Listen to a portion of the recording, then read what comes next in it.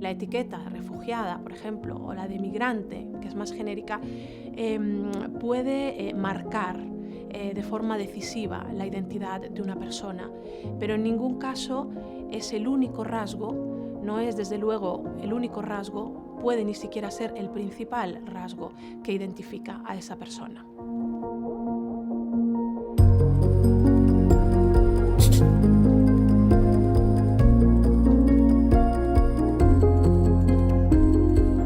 Cuando acompañamos a personas migrantes o refugiadas,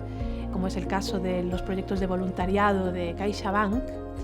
es importante partir de la noción de que estamos ante un fenómeno tan antiguo como la propia humanidad. Es decir, los flujos migratorios, los flujos de personas son algo esencial a las propias formaciones humanas y desde ahí hay que mirar para no abordar esta cuestión desde el extrañamiento o desde lo excepcional. Y si partimos de ahí, entendemos que estas personas con las que estamos trabajando, a las que estamos acompañando, están en una situación, están en unas circunstancias en las que cualquiera podríamos estar, en las que quizás hemos estado, en las que podemos estar en algún momento de nuestra vida. Esto parte sobre todo de escuchar, este acercamiento a los otros, a las otras, desde esta mirada, parte de escuchar, de no dar por sentado que esa etiqueta de persona migrante, de persona refugiada,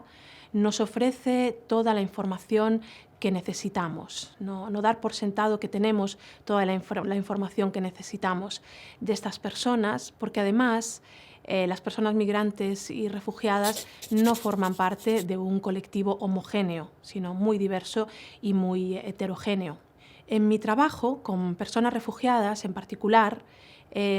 algo que se repite mucho es la frustración que sienten estas personas al estar constantemente sometidas a la etiqueta de refugiadas, una etiqueta que de alguna manera invisibiliza todas las otras facetas de estas personas. Es común que en medios de comunicación, cuando se entrevista a una persona refugiada, de repente sea la refugiada y como mucho su nombre o su apellido, o la inmigrante y como mucho su nombre, su apellido. Pero esa persona, además de refugiada, además de inmigrante, pues es hombre o mujer, tiene una profesión o tenía una profesión, puede ser médico, puede ser jardinero, puede ser ingeniera, puede ser cantante, puede ser religiosa, puede ser conservadora, madre de familia, padre de familia, hijo, hija, es decir, la multitud de facetas que componen a las personas, que componen a cualquiera de los que trabajamos, de las que trabajamos con personas refugiadas,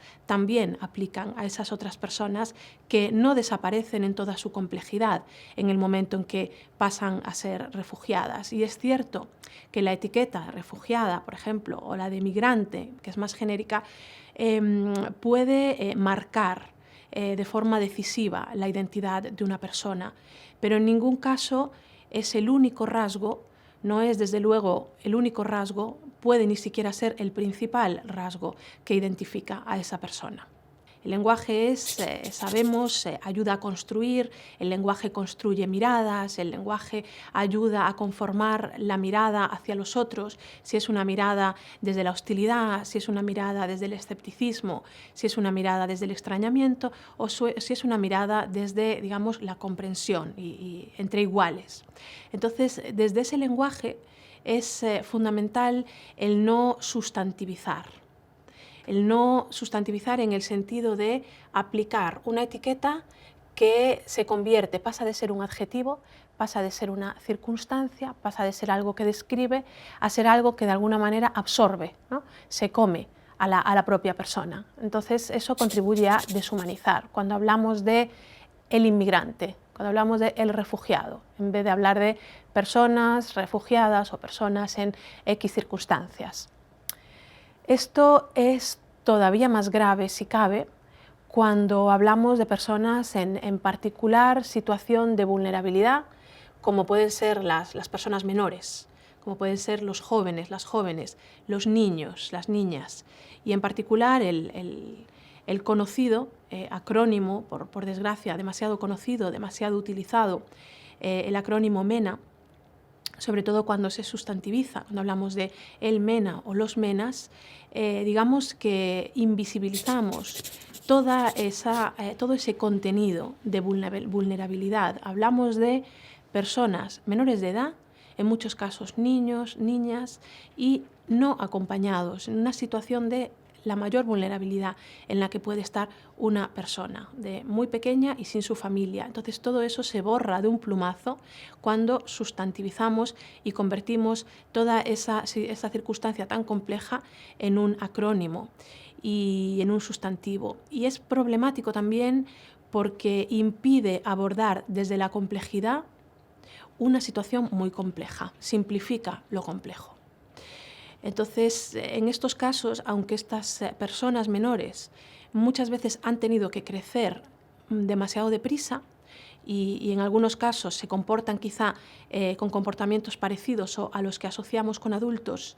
muchas veces lo que requieren estas personas es precisamente ser tratados como niños o como niñas. Cuando hacemos voluntariado con mujeres, tenemos que tener en cuenta que estamos ante personas o estamos trabajando con personas que se enfrentan a varias capas de vulnerabilidad. Digamos, la situación de género se suma a las varias capas de vulnerabilidad en las que ya están esas personas por su situación de refugio, por su situación de migración. Pero esto es importante no confundirlo con la ausencia de agencia, de capacidad de decisión, porque muchas veces hemos visto que las mujeres, concretamente en las comunidades migrantes, en las comunidades de personas refugiadas, suelen ser un activo fundamental a la hora de crear comunidad, a la hora de reconstruir o construir tejido asociativo. Entonces hablamos de personas que pueden ser fundamentales en sus propias comunidades y es importante partir de ahí, partir de que no hablamos en ningún caso de personas pasivas, que hablamos de personas con agencia y con capacidad de discernimiento. Es importante cuando trabajamos con personas migrantes o refugiadas siempre tener en cuenta que estamos en una relación entre iguales, para que esa mirada parta de ahí, la mirada hacia los otros, hacia las otras, parta de la igualdad, parta de un enfoque que no sea asistencialista, porque esta es la manera de que este proceso de acompañamiento sea enriquecedor para ambas partes.